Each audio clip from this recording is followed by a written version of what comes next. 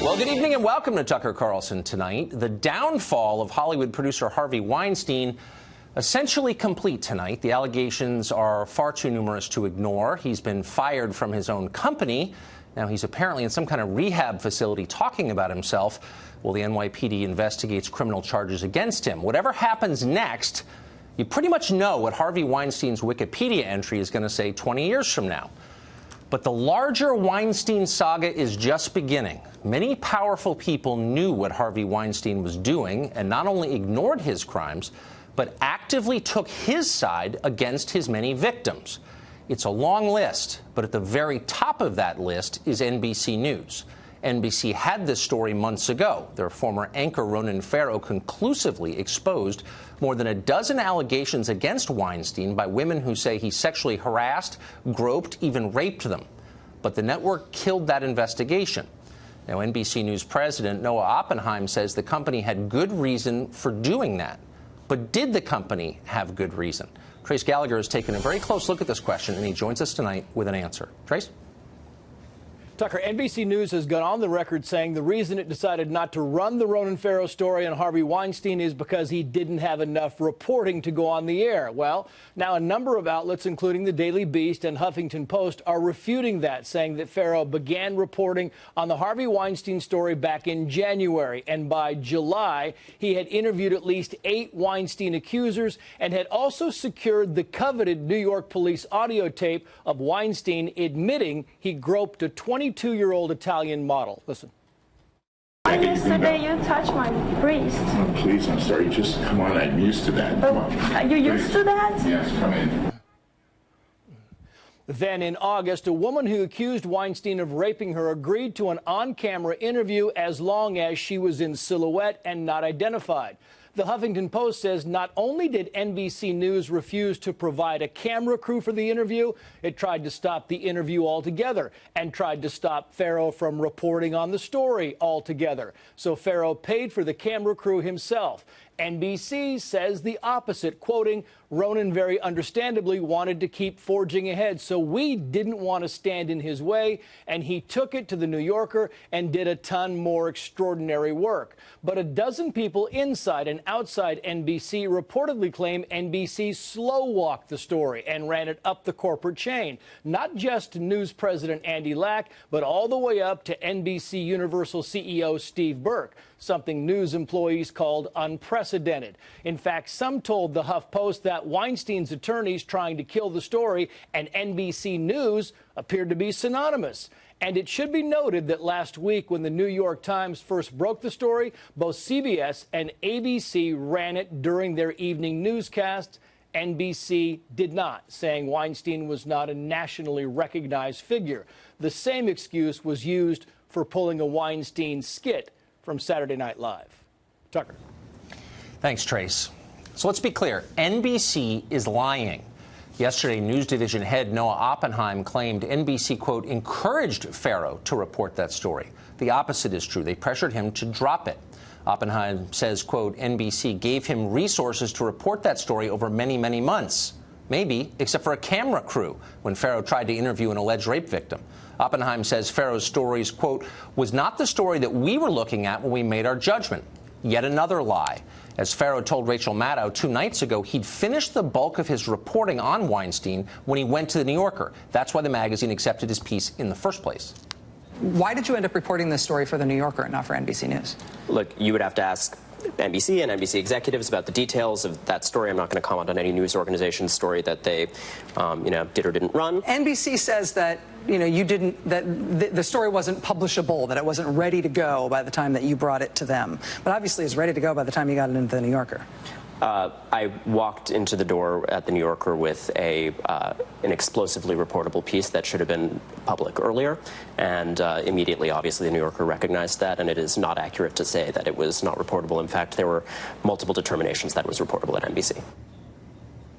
We'd bet money that her employer didn't want Rachel Maddow to do that segment, but she did it anyway. Good for her. So why did a purported news organization kill a blockbuster news story? Well, presumably we will find out at some point. This is a scandal, and the truth has a way of emerging from those in the end. One possible explanation is Noah Oppenheim.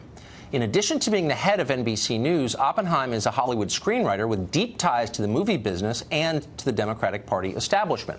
Could it be that Oppenheim had a business relationship with Harvey Weinstein or Weinstein's company? It's not a far-fetched possibility at all. And yet, as of earlier today, Oppenheim and NBC, when asked directly, refused to say. Noah Oppenheim ought to resign immediately, and if he doesn't, he ought to be fired immediately by NBC's parent company, Comcast.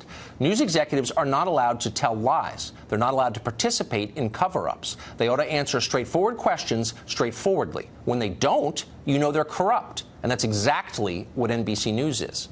For more on the broader media efforts to protect Harvey Weinstein in the middle of all this, we're joined by Joe Concha, who covers that industry for The Hill newspaper. Joe, thanks for coming on tonight. Sure.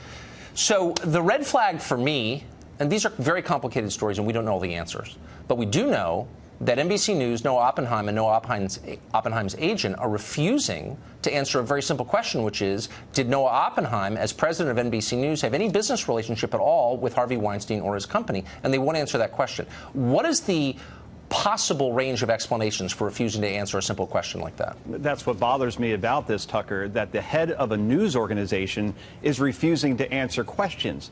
He should go to, not to NBC News, obviously, don't keep it in-house, but find some other publication, somebody you don't compete with, sit down and answer questions. It's exactly what he would ask the journalists of NBC News to do. And you could break this down 100 different ways. Two things that really stick out at me, and Trace brought it up in his piece. 7.5 hours after this story broke on Thursday, the NBC Nightly News, which is watched by 8 million people, did not cover it. So that's the news side. The entertainment side of NBC, you have Seth Meyers and Jimmy Fallon didn't do any jokes on Harvey Weinstein for 5 nights. Then you have Saturday Night Live, as Trace mentioned. There were jokes on Weinstein, and then suddenly they didn't appear on air. So you either believe that those 4 entities decided that it wasn't a story or an order, the code red, so to speak, came down from somewhere and said, we're not going to touch this until they absolutely had to because it was blown wide open. That's point number 1. 2, we talked about this many months ago, the Access Hollywood tape. NBC property, Access Hollywood. Right. And it just happened that this tape walked out the door that they knew about for months, maybe longer, by the way, the contents of it, and ended up in a Washington Post reporter's mailbox 2 nights before the second presidential debate. By all intents and purposes, that should have ended the election, except the candidate was Trump, and he was foolproof of this sort of stuff, and obviously he won. So you look at those 2 simple explanations, right, or those 2 scenarios. Then compare it, Tucker, to what we saw this week from NBC News, and particularly yesterday, where they had a bombshell report, an exclusive, that said the president wanted to include or increase, our nuclear arsenal tenfold. And they have that in quotes, right? And then President Trump disputes that. But more importantly, Secretary Mattis, who's one of the most credible people in Washington, or at least respected, says it's absolutely false. What was that story based on? Unnamed sources. We don't know where those sources came from. It could very easily be somebody's father's, brother's, nephew's, cousin's, former roommate. We don't know. That was good enough to get the air. But Ronan Farrow, who had tapes, who had videotapes with actual accusers, that's not good enough for us. We don't want to get in your way. We don't want to get in your way. Go take it to the New Yorker. So unpack all of that and then ask yourself, who do you believe? It's remarkable. I don't think in my life I've ever taken the side of a politician over a news organization, and it pains me to do it, but I don't think they're legitimate. I think they're corrupt. I think they're liars. I think they're debasing their own currency. But they're not the only media organization to be sucked into this. And again, there's a lot we don't know, and I don't want to cast aspersions when not warranted. But Amazon, Jeff Bezos, seems to have been sucked into this story by Rose McGowan. Do you understand what the allegation is? Yeah, I read that on the way over here in the Daily Mail, and basically you have a whole bunch of tweets from Rose McGowan, who was a big actress in the 90s, accusing Bezos, the Amazon owner, and also, by the way, the owner of the Washington Post, of killing a series that she wanted to get on the air. And said also that she was raped as well. To be honest with you, I read it on the way over here. I don't quite have all the details. You read a couple of tweets, and it's hard to kind of piece together. But now what you're seeing here, Tucker, is this story has definitive legs. It's almost now, it is a week old, and it's going to keep going and going because more journalists, like the Huffington Post, like the Daily Beast, like even CNN, is going to dig into this, and more journalists are going to be exposed for protecting Weinstein, and then even news organizations. It's going to just I think NBC was betting on, well, it's the era of Trump, and this thing's going to blow over because the news cycle moves so fast, and it's not going away. People aren't going to let this go, and some people at some very high places, I have a feeling, are going to be exposed in this far more than Harvey Weinstein. Yeah, I mean, Weinstein's self-evidently a pig. The revealing part was watching the entire ruling class mobilize behind him to defend him, and the indefensible. Really interesting moment. Joe, thank you. Thank you.